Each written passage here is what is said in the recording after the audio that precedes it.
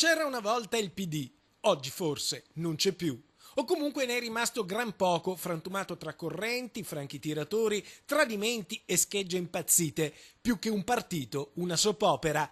Tra colpi di scena e una trama sempre più intricata, chi pensava che democratico significasse confronto, adesso deve ricredersi. E lo deve fare nel momento più delicato della storia della Repubblica Italiana, in cerca di un capo dello Stato e con un governo ancora da eleggere.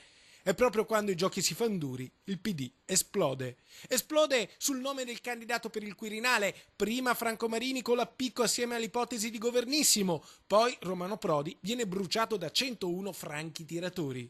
Il problema è che ci sono stati questi 101 delinquenti, io direi, che sono franchi tiratori. I giovani democratici occupano ancora le sedi del partito a Feltre, a Verona e a Mestre. Han passato qui la notte, una notte di cattivi presagi, col segretario Pierluigi Bersani che ha dato le dimissioni. Continueremo probabilmente con le occupazioni, continueremo con i documenti, continueremo a spronare i nostri parlamentari locali a prendere le decisioni giuste e speriamo di riuscire a convincerli. Il partito avvelenato da una guerra interna adesso rischia di morire. Serve un antidoto, serve un congresso, subito. Penso che ci sarà un congresso, quello che abbiamo visto dall'idea di una massa di persone irresponsabili che sono arrivati in Parlamento pensando di essere in una bocciofila.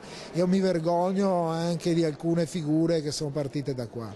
Intanto al telefono da Roma la senatrice Rosanna Filippin, segretaria veneta del PD, chiede scusa a tutti ma non cerca alibi. Purtroppo il Partito Democratico in questo momento non si sta dimostrando all'altezza del suo compito, sta usando l'elezione del Presidente della Repubblica evidentemente per questioni interne ed è una cosa di cui io chiedo scusa per primi agli elettori del Partito Democratico, oltre che ai cittadini di questo Paese. C'era una volta il PD, dicevamo. È il titolo della soap opera politica andata di scena al Quirinale, eppure come ogni buona telenovela, anche questa promette di non finir mai, tantomeno adesso che sembrava l'ultimo capitolo. Sì, perché il Partito Democratico forse è esploso, ma con la colla si possono sempre rimettere insieme i cocci. Non sarà bello, ma in tempi di crisi non si butta via niente.